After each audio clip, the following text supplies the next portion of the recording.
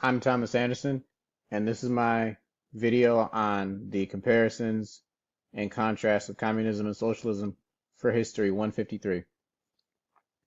First, one must look at the definition of communism and socialism and how they differ and how they relate. So these two relate because they're both theories.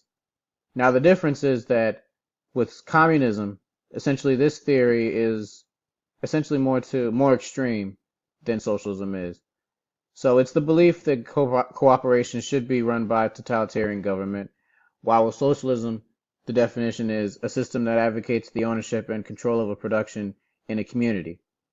So essentially, both believe that there is something that needs to change when it comes to the way that things are owned in their societies, but they disagree when it comes to how it should be owned.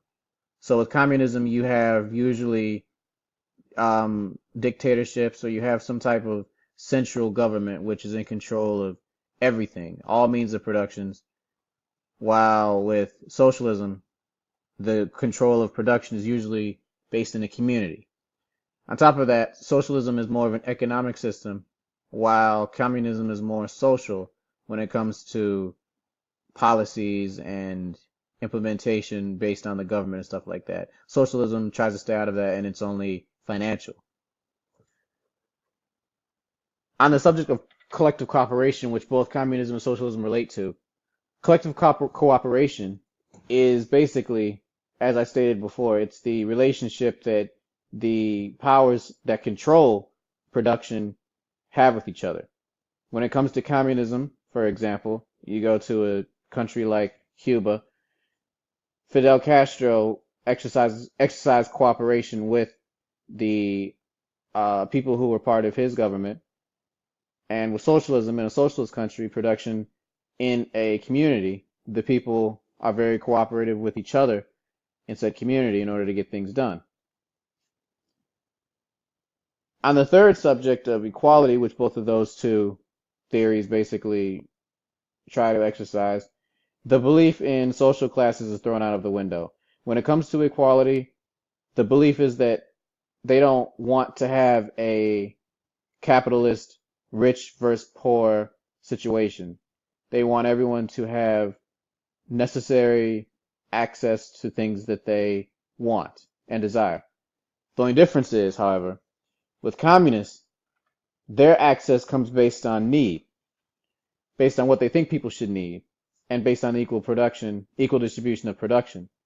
So basically, with communism, everyone gets the same amount of things, and production is based on need as they see it. Essentially, what this means is that nobody can own more than somebody else. There's no such thing as someone who's richer than you or poorer than you. Everyone tends to all have this, basically the same amount of money, same amount of products, and you shouldn't have more than your neighbor. That's essentially what communism says. While socialism, contrary to popular belief, actually supports personal ownership of property. And one of the things that that socialism supports, specifically in some countries, in a country like New Zealand, for instance, is free market economy, as well as private ownership of businesses, which is often something that's very common in many European countries like Norway, for example. And due to this, socialism is able to uphold a system which communism is also able to do as well, but they both differ in this way. So there are many differences with these two, but at the root of it all, there are similarities.